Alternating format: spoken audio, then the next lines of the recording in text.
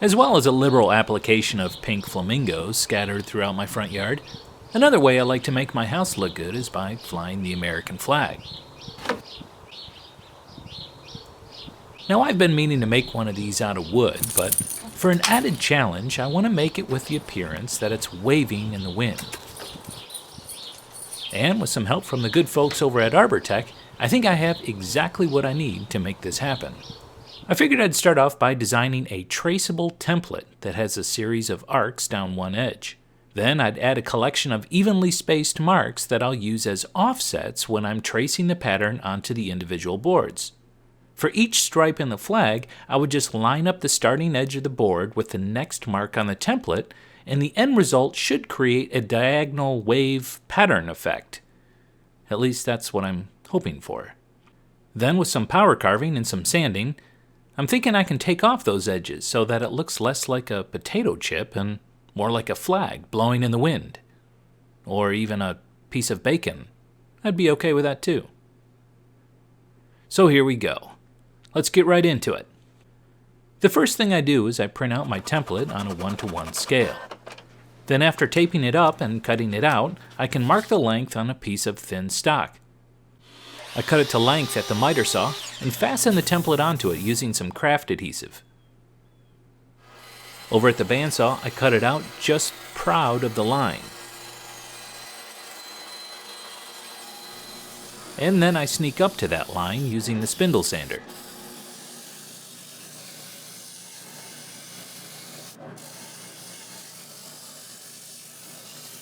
I transfer the offset marks by just putting down a knife line, and then once I remove the paper, I can darken up each of those marks with a pencil. A heat gun loosens the craft adhesive, and then the template is done. Now, I can go buy some 2x4s. I bought 5 8-foot 2x4s at the home center.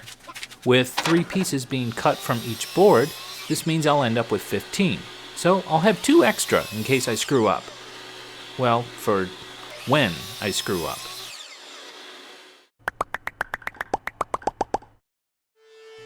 I fed each piece through the planer until I got it to the right thickness.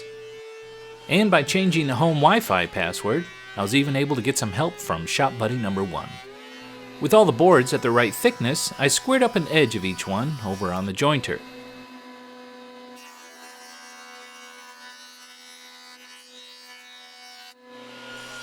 And then referencing that edge, I could trim them down to their final widths over at the table saw. Now that all the milling is complete, I'm finally ready to start drawing some wavy lines. I line up the template and trace the curve onto the board. Then I just do the same thing on the next one, except I slide the template over to the next offset mark. And I continue this until I've traced the pattern onto all the boards, moving through each of the offset marks on the template. Once all the boards are marked, I'm ready to start cutting them out over at the bandsaw. Thankfully, there's a lot of forgiveness in this project, so you don't have to worry about cutting exactly on the line, which is a good thing for me, seeing as how most of the time I'm about as accurate as Ray Charles at the gun range.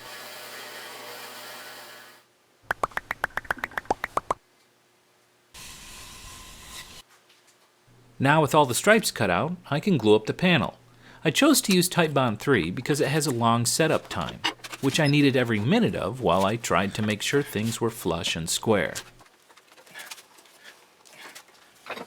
Once it's dry, I can take it out of the clamps and we're ready to start power carving.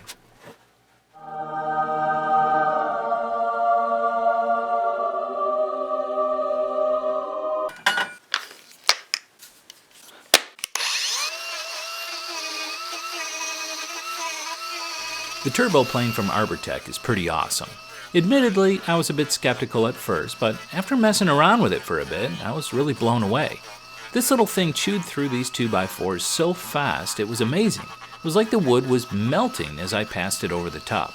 It honestly turned a multi-hour job into just minutes. And another cool thing is that it makes chips instead of dust. And in a small shop like I have, any way I can limit the amount of dust being blown out throughout the house, it's a good thing.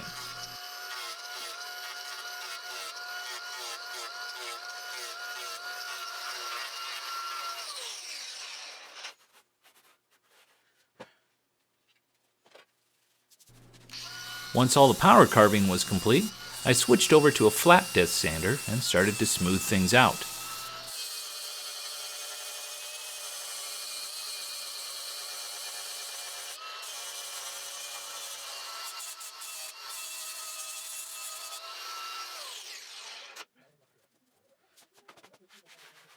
I finished sanding things by hand sanding up to 220, trimming the edges at the table saw, and then the world's worst cutting board was complete. So for burning on the stripes, I did some experimenting. I started with a couple layers of painter's tape but got some burn through. Plus, where the tape was set on fire, sometimes the glue got seared into the wood. So I picked up some of this HVAC high temperature foil tape. This gave me a real nice clean line and a lot less burn through. But the problem was that after removing the tape, it would leave a real sticky residue that wouldn't seem to come off. So I figured I'd combine the two. I tried one layer of painter's tape followed by one layer of foil tape. This gave me that perfectly clean line I was looking for, very minimal burn through and absolutely no sticky residue whatsoever. So this is what I decided to go with. For the next few years of my life, I taped off all the stripes that weren't going to be burned, and I very quickly realized that the American flag has a lot of stripes. Thankfully, I only had to tape off 6 of them, as well as around the Union.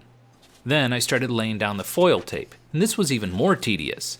I had to cut each section in 2 because the tape was too wide for the stripes. As well as that, creating curved lines with the foil was pretty tricky, and it required quite a bit of persistence. But with lots of patience and several bottles of Xanax, eventually the taping was complete. And now it's time to burn down the house. Now I didn't want to burn it too dark, just enough to make the grain stand out and for there to be a good contrast between the white stripes. So I kept the torch moving pretty quickly.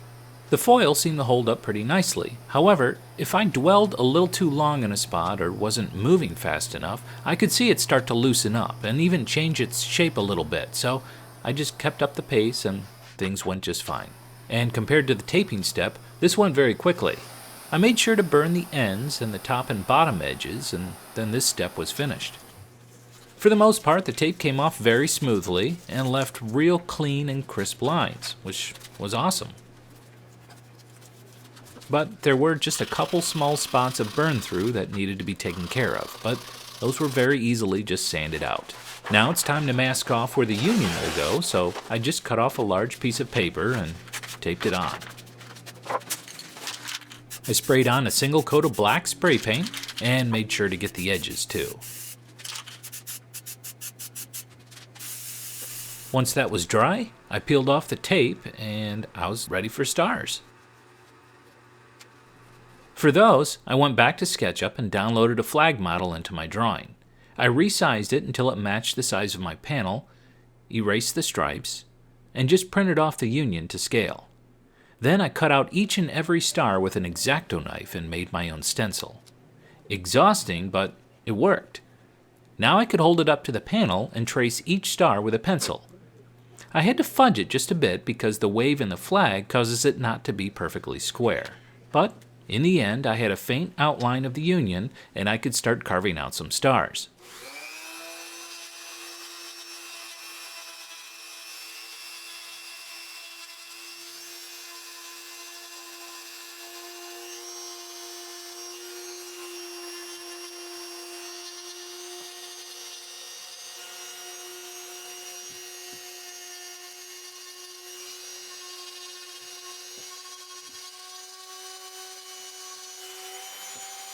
As you'd imagine, this took quite a while, but the rotary tool sure made this easy, almost enjoyable. I found that you really need to either be able to rotate the project piece or to be able to move around it to get to all the angles of the stars. Also, as dust starts to build up, it can get hard to see those faint outlines of the stars, so I just used a dry paintbrush to clean things off from time to time, and that worked fine. For a finish, I went with a glossy spar urethane. The grain in the stripes really popped, and it sure darkened up the contrast as well. After each application dried, I lightly sanded with 220 to keep it perfectly smooth. All told, I ended up putting on 4 coats. Then I added my stamp of approval some D-rings to make it easy to hang up, and then I was done. Here it is in all of its glory. I'm super stoked at how it turned out. It looks awesome. The waves turned out great and really give it that feeling of movement, like it's blowing in the wind.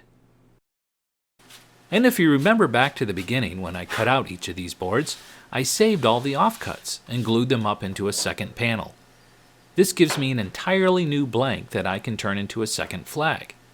That means I get to do all the power carving, the sanding, the taping, the union tracing, and all of the star carving completely over again. How awesome is that? So how do you think it turned out? Let me know down in the comments. And if you enjoyed the video, please be sure to give me a thumbs up and subscribe to the channel. For additional behind-the-scenes shots and nonsensical quips, you can follow me on Instagram too. Well, thanks for watching, and we'll see you next time. Take care. This one is number 1. You label it 2 times? Well, yeah, because we're going to use this one and we're going to use that one. So we're going to end up having 2 flags. What? It's crazy.